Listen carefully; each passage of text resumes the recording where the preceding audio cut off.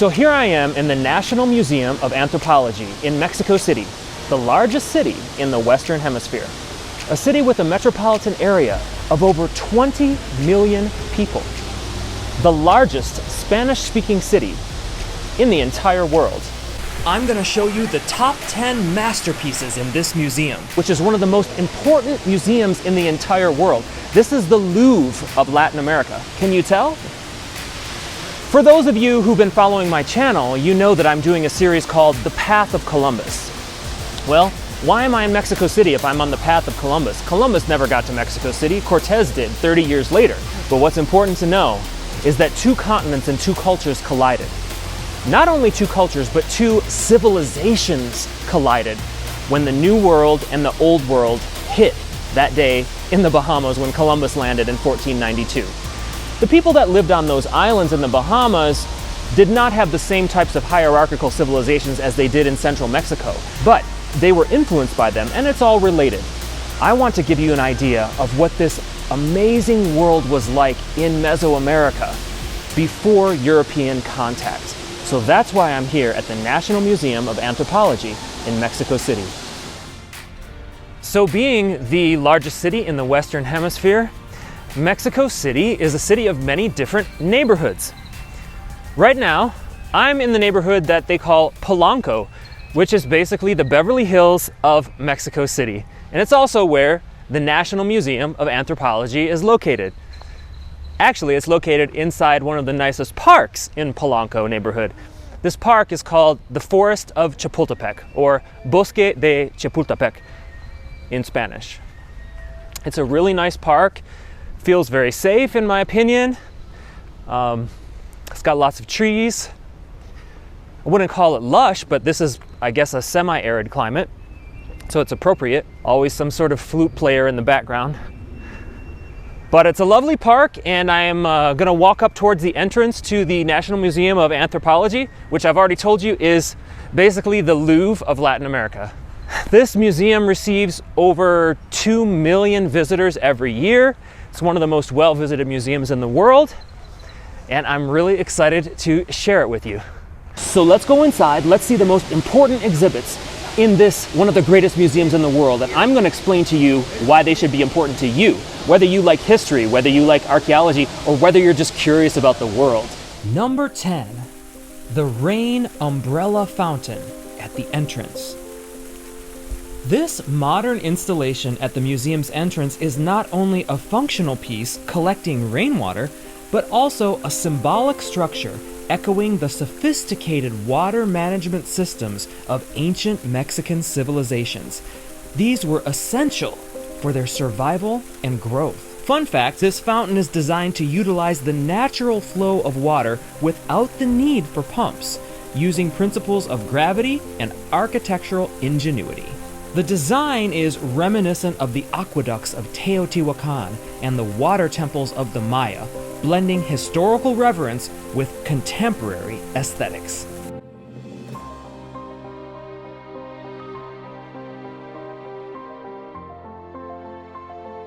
I can't really imagine a more beautiful entrance to a museum. Right after you come in, you get to see this.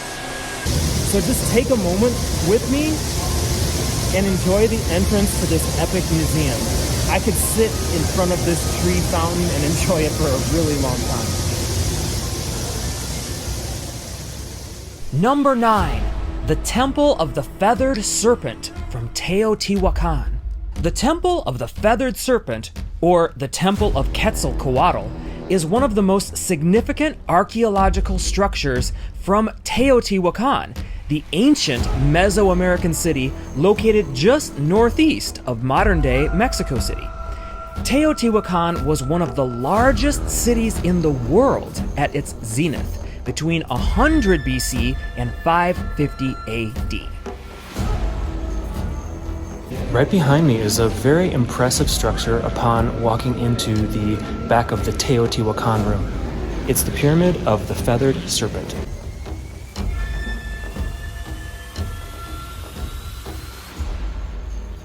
It gives you a really nice idea of an important ceremonial center to one of the pre-classic or classic civilizations, Teotihuacan.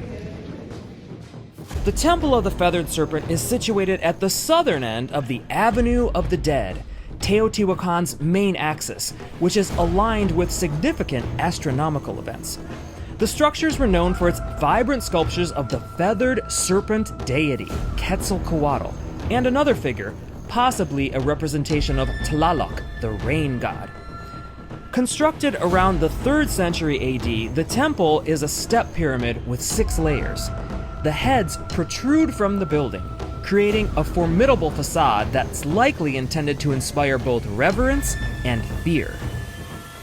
The feathered serpent Quetzalcoatl was associated with the wind, the skies, and the dawn, making this temple a focal point for ceremonies related to agriculture, fertility, and the cosmic balance. But excavations at the site have revealed a darker aspect of the temple's history, evidence of mass human sacrifices. Dozens of bodies arranged in symbolic formations have been discovered beneath the floors of the temple. These sacrifices were likely made during the temple's dedication to beseech the gods for prosperity and to sanctify the sacred space. The victims appear to have been warriors, as evidenced by the weapons buried with them. Number 8. The hoops and other relics from the sacred ball game. This area is particularly cool because one of the greatest things you can do in Mexico when you're traveling around is looking at ruins, Mayan ruins, Aztec ruins, Olmec ruins. They all have this in common. They had this game called Juego de Pelota, which is a ball game where they hit the ball through the hoop with their hips. The catch is the winner has to die. But what's really cool about this exhibit here in this museum is that if you go to most of the ruins, a lot of them still have the ball court, but the actual hoops that the ball would have gone through are no longer there because they would have been eroded by the weather or possibly looted. So you have to come here to the National Museum of Anthropology and you can actually see the original ball hoops. This was their gladiator games. This was their Super Bowl. I wonder who performed for halftime. The ancient Mesoamerican ball game, known as Olamalitzli in Nahuatl, the Aztec language, was more than just a sport. It was a complex ritual that mirrored the cosmic struggle between day and night, life and death. The origins of the ball game trace back to at least 1600 BC. The Olmecs, the earliest known Mesoamerican civilization, are credited with its inception, and it spread throughout the region to other cultures, including the Maya, Aztec, Zapotec, and the Toltec. The ball courts varied in size, but typically had an eye-shaped layout with long, narrow alleys flanked by 2 parallel walls. These walls were often sloped and featured vertical stone hoops placed up high, about 20 feet above the ground. The hoops were actually a later addition to the game, the earlier versions focusing instead on just bouncing the ball off the walls using hips and forearms, as the players were always forbidden to use their hands and feet. Scoring a point by passing the heavy rubber ball through one of these elevated hoops was a rare and challenging feat. In some instances, particularly among the Aztecs, the game had fatal consequences. The captain of the losing team, or in some interpretations even the winning team as a form of honor, was sometimes sacrificed to the gods. The sacrifice was seen as vital for maintaining cosmic order and ensuring fertility and rain. Fun fact, some games were played to resolve conflicts between communities, thereby avoiding actual warfare. Number 7. The Statue of Coatlicue. The massive statue of Coatlicue, in Aztec the Skirt of Serpents, is a formidable and awe-inspiring sculpture standing over 10 feet tall and weighing about 8 tons.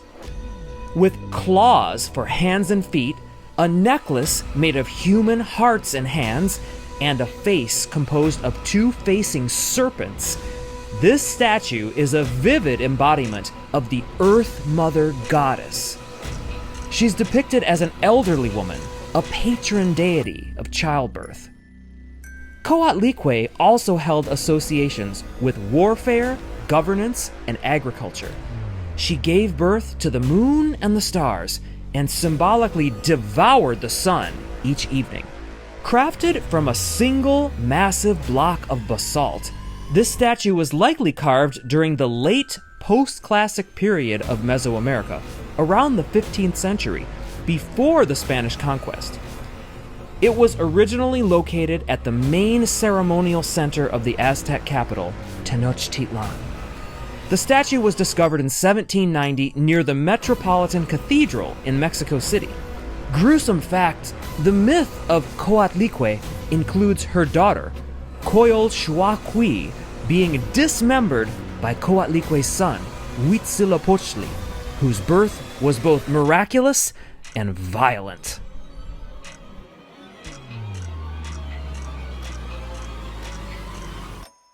Number 6. The Jade Mask of the Zapotec Bat God. This intriguing and somewhat eerie jade mask was unearthed by archaeologists in the ruins of Monte Alban, once a major center of the Zapotec civilization in the current state of Oaxaca. The mask, largely agreed to represent a bat, dates from between 100 BC and 200 AD, during Monte Alban's peak. It's crafted from 25 pieces of jade, a stone highly prized in Mesoamerica, and the eyes are made from shell fragments. Bats were symbolically significant to the Zapotecs, associated with the underworld and the sacred realm of the dead because of their inhabitants in caves and tombs.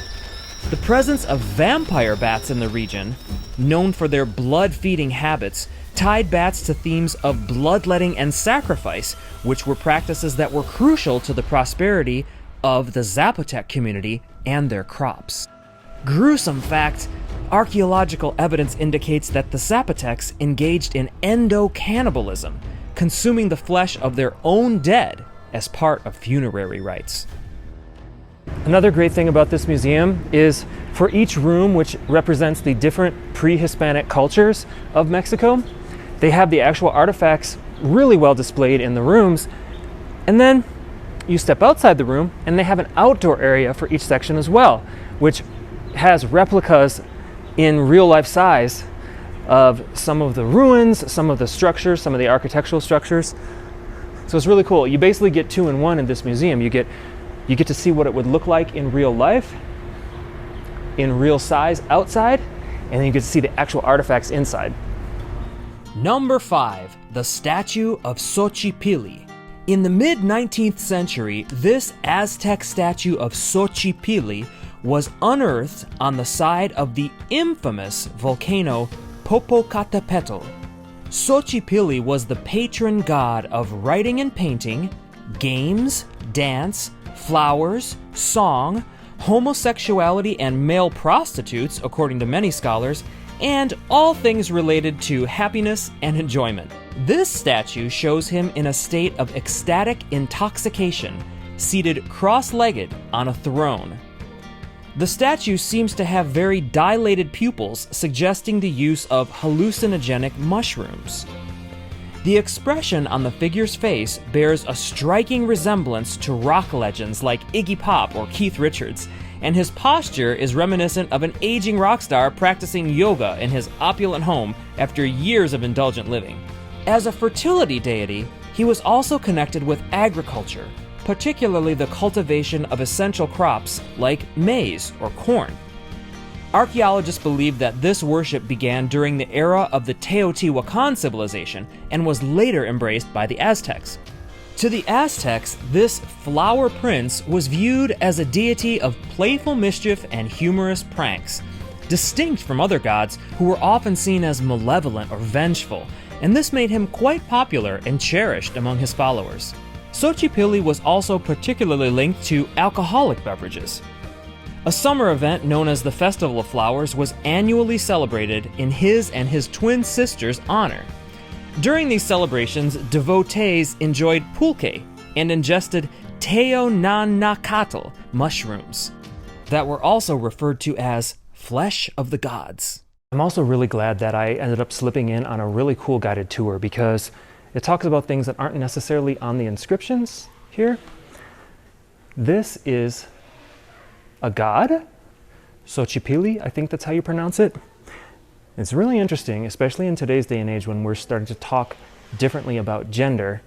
We should also remember that people that have been studying native societies of the Americas have known that the concept of two genders was not something that really existed in the Americas prior to when the Europeans brought that concept, which in my studies believe that concept probably came from the Judeo-Christian heritage.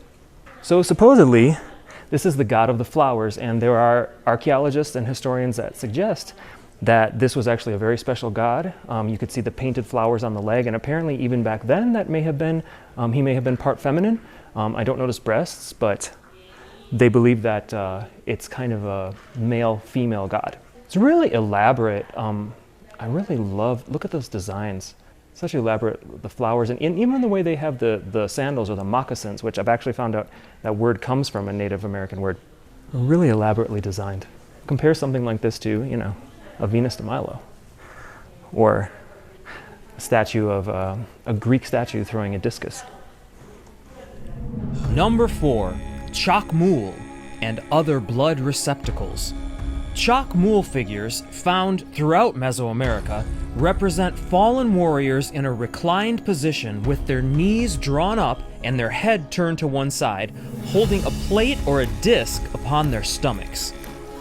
These figures are thought to serve as messengers between the living and the gods, facilitating communication through the offerings placed upon them. The receptacles often contained copal, a tree resin incense, and human hearts that were offered during complex ritualistic ceremonies. The chalk mule statue at Chichen Itza, shown here, holds particular significance due to its placement and the historical context of the site. Originally located in the Temple of the Warriors, one of the most impressive structures at the site and one of the wonders of the world, this temple is a part of a large complex known as the Group of 1,000 Columns, which surrounds the temple and was likely used as a massive ceremonial area and possibly a market area. The chalk mule statue was strategically placed at the top of the temple steps, facing the entrance, where it would be one of the first things seen by those entering the temple. It's not clear whether the actual art of sacrifice, such as the removal of the heart, occurred directly over the chalk mule. Some scholars suggest that chalk mule may have been used primarily as a receptacle for the offerings that were after the sacrifice had taken place. Okay, this is really, really exciting because it seems like most people in this museum are not taking tours, and I have found a chalk mule from Chichen Itza. So, if you've been to Chichen Itza, you know it's one of the 7 wonders of the world, right? Can't climb the pyramids, but you can see them, they're fantastic.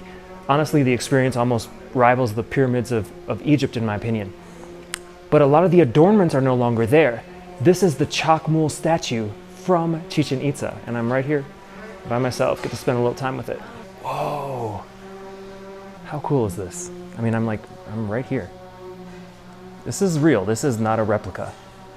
Isn't that incredible? Look at how you can almost see some life and some facial expression. Remember in the history of European art, how it took hundreds and hundreds of years before you even started to see grimaces or a little bit of a smile? I mean, our most famous artwork, the Mona Lisa, right? It's because she's got that little smirk. It was so innovative in the Renaissance to see facial expressions. You're starting to see them here. In a culture that really didn't have access to the same technologies, to the same grains, to the same animals, which would have allowed for that surplus, which would have allowed to have artisans that were able to create more advanced work of art. So what they were able to create is even equally more impressive. The jaguar receptacle.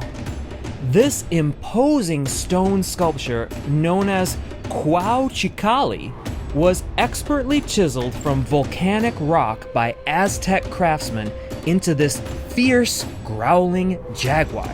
The animal's expression is threatening, with its teeth exposed in a snarl, nostrils flared, and ears pinned back.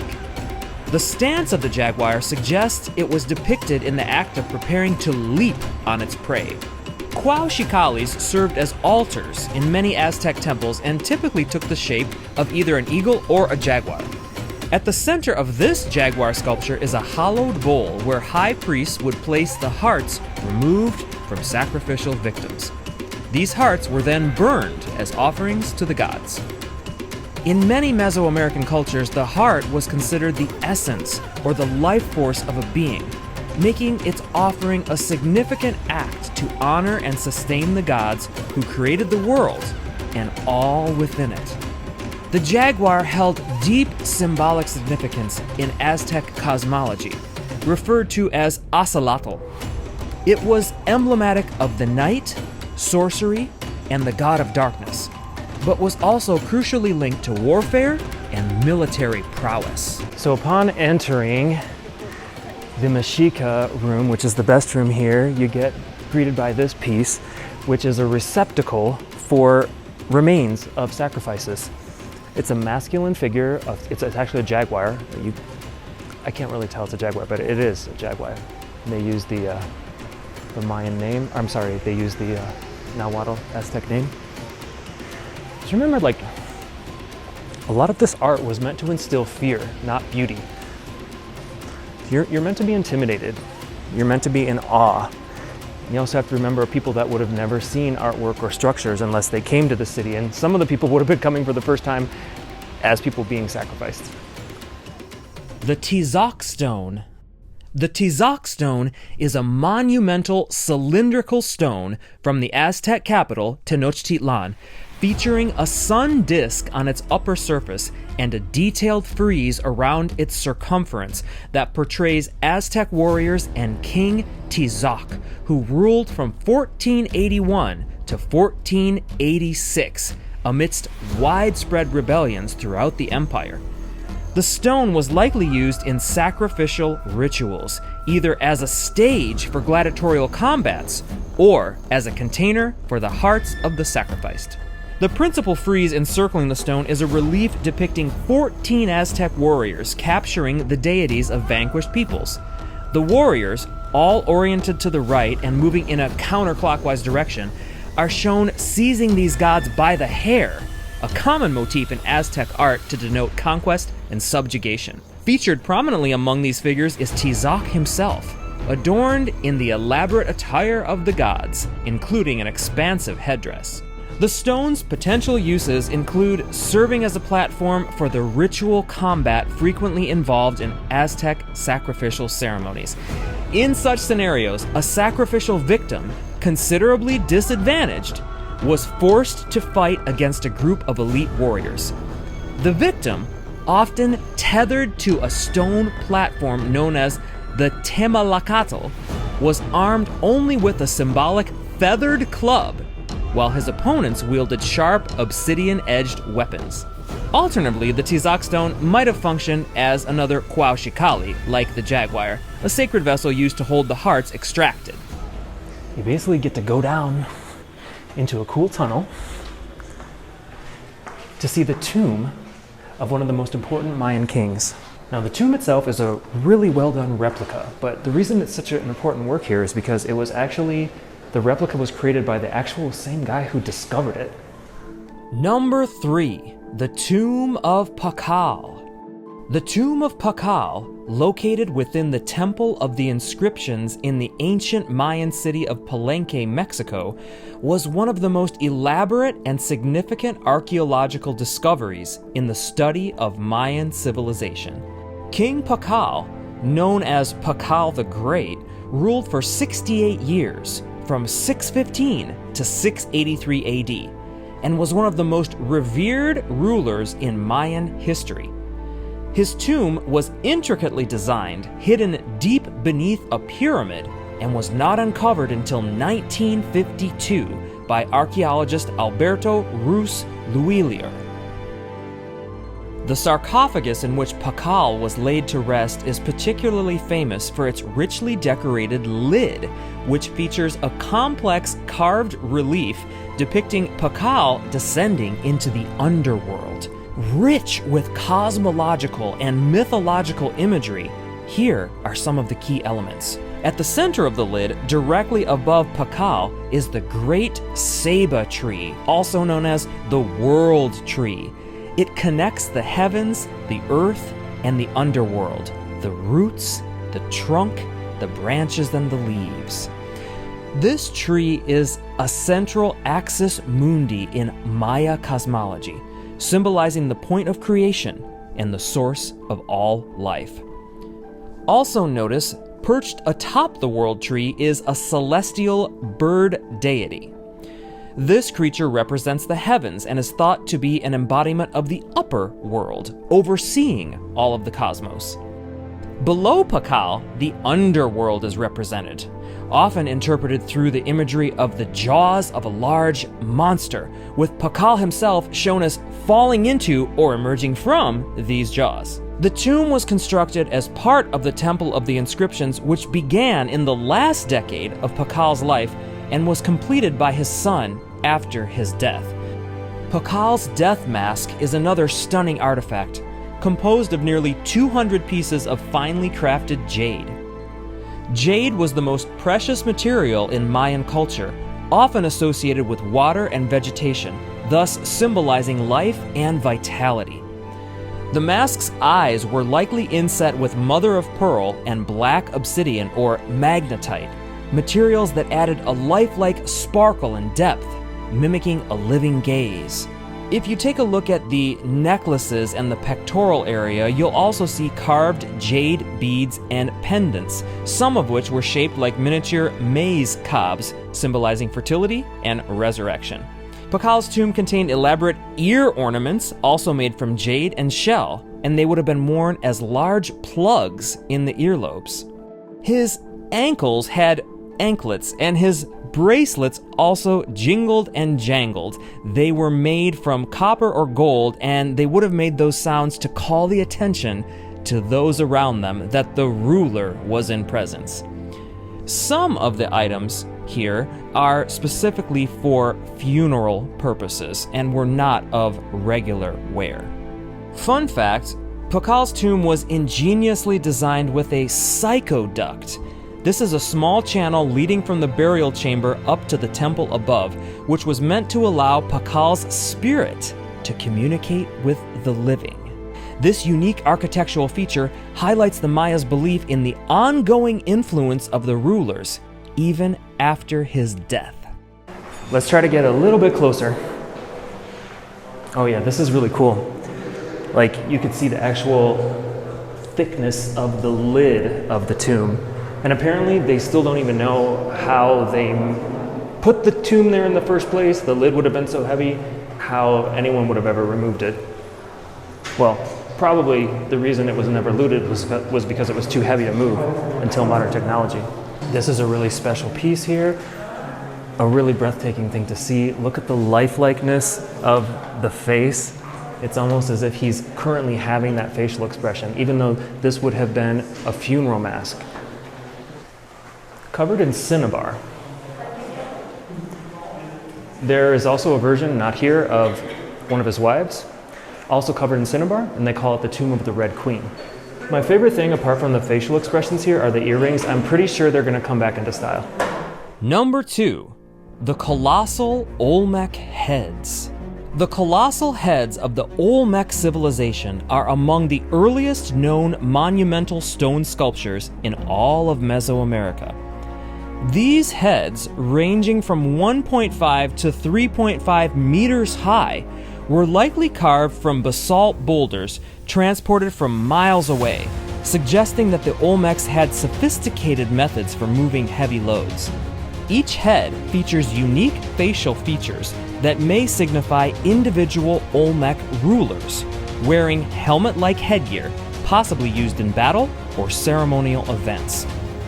Their almond-shaped eyes, flat noses, thick lips, and downturned mouths reflect a common aesthetic in Olmec art, emphasizing physical presence and power. These features are still common in Tabasco and Veracruz today. Whoa, that's impressive. So, a tribute to the first civilization, which were the Olmecs.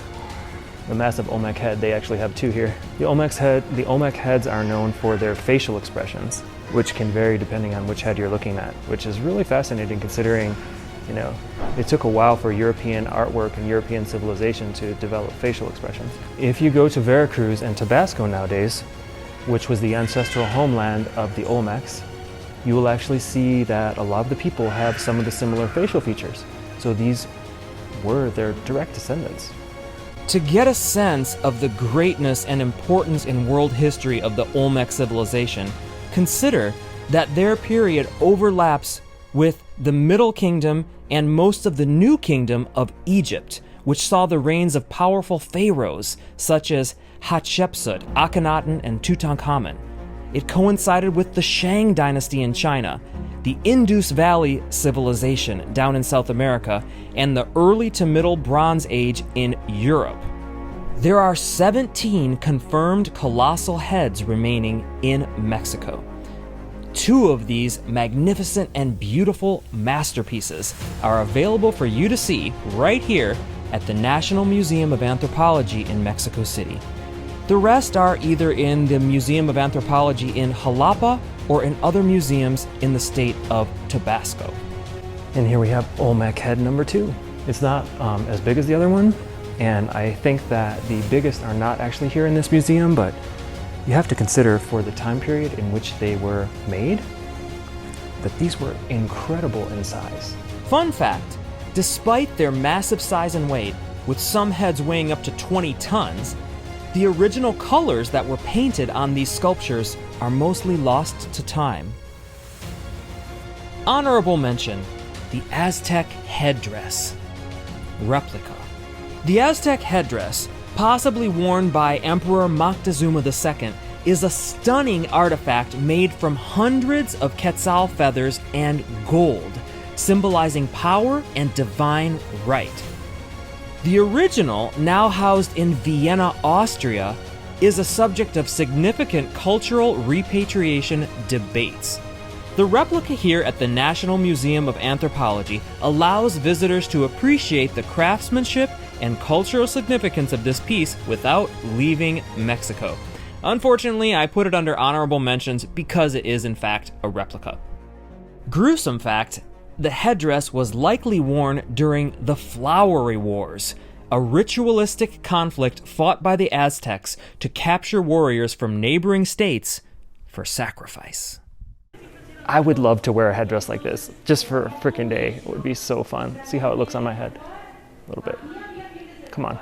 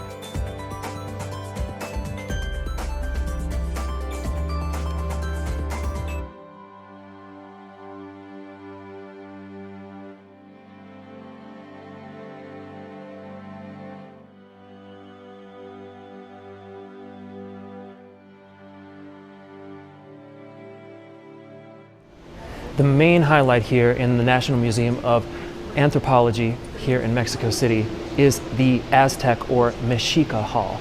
and it impresses you right from the moment you enter it, just because of the way it's built. The minute you walk in, you get faced with a jaguar sculpture, and framed behind all of this, in the perfect setting, is the sunstone.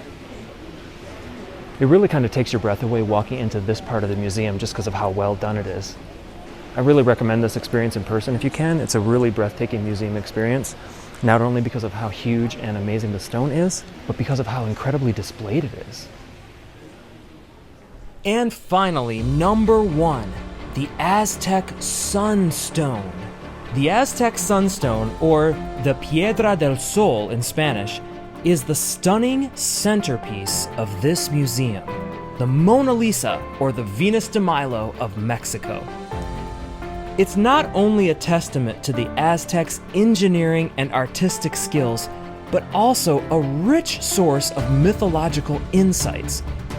Carved from a single block of volcanic basalt around the early 16th century, shortly before the Spanish Cortez would conquer Mexico City, this massive stone disc measures about 3.5 meters in diameter and weighs about 24 tons.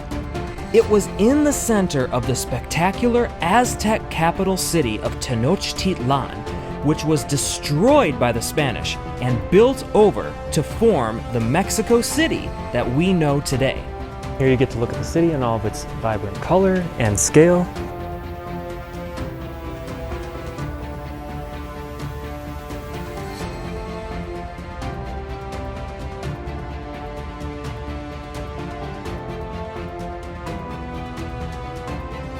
You gotta come to a place like this to see them and feel them. This is your Venus de Milo. This is your Rosetta Stone of Latin America. Not in the sense of being able to transcribe the language, but in the sense of it being an epic work of art that is a must-see. And you kind of stand in awe of it when you're near it. So I just want to sit here and just one moment, just one little wow moment. I'm gonna try to get up close to it because it's hard to convey the size of this thing in a video. It actually gives you kind of like a chilling step back in time feeling as you move closer to it, and it gets bigger and bigger compared to you. I guess the only way to convey it would be, because I'm actually looking at the video as I'm doing it, and it doesn't even approximate the feeling you get when you're walking up close to it. It's like you're literally kind of tunneling backwards, but also into a culture that is totally exotic and unique and scary. The Sunstone was either a symbol of elite awe and power and a type of calendar, or it could have been another bloodletting or sacrificial stone on which men and women had their hearts ripped out and given to the gods. An epic and rich stage for a public ritual to strike terror into the population and keep people in line. The central figure represents the sun god, Tonatiuh, shown holding a human heart in each of his clawed hands, and his tongue is represented by a stone sacrificial knife. He's surrounded by 4 square panels that signify the 4 previous epochs of the world, according to Aztec mythology. Each era ended in disaster, and the current era, the era of the sun, is destined to end by earthquakes. The central ring surrounding the sun god contains symbols that represent the 20 days of the Aztec month. 2 fire serpents dominate the imagery of the third and outermost ring, distinguished by the flames that emanate from their bodies. Positioned at the lowest part of the stone's face, human heads are depicted protruding from the serpents' mouths. The serpents' tongues meet, symbolizing the unending passage of time and the perpetual conflict between the gods for control over the celestial and earthly realms. The Sunstone was probably dragged by thousands of people from many miles away into the great center of the Aztec capital of Tenochtitlan. It's so much a part of the Mexican heritage and identity that it's even used on the back of the Mexican peso. The sun god is on the back of the 10 peso coin, and The edges of the 5 and 2 peso coin also contain parts of the Sunstone calendar. It's so important that it was even on the back of Montezuma's throne. Fun fact, the stone was rediscovered buried under Mexico City's Central Plaza in 1790. It had been buried by the Spanish to eradicate idolatry.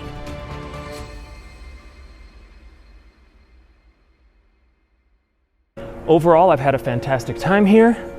The exhibits are wonderful. The pieces of art are amazing, astounding, breathtaking, and amongst the best pieces of art in the world. I definitely recommend coming to this museum on your own. And if you can't, well, take some extra time and indulge in the views that I gave you today. And I would definitely come back. So that, my friends, has been my tour of the National Museum of Anthropology here in Mexico City. They've turned off the fountain and they're playing the ancient music, which means it's time for me to go. I hope you had just as much fun as I did here. If you enjoyed this video, be sure to check out the rest of my videos on this little series called The Path of Columbus, where I started all the way back in Spain where Columbus set sail from, and I'm gonna end up where he landed, right here in the Americas. But you know, today I wanted to bring you to show you what civilizations were like before Columbus, and I hope that I've achieved that for you. Click like if you liked the video. Click subscribe if you want to be one of the first to know about a new video on my channel, where I travel to different places in the world, Europe, Mexico, Latin America, and hopefully someday beyond, trying to achieve the life of my dreams, to share that with you, to show you what it's like living as a digital nomad, and to inspire you to think differently, to travel better, and to live better.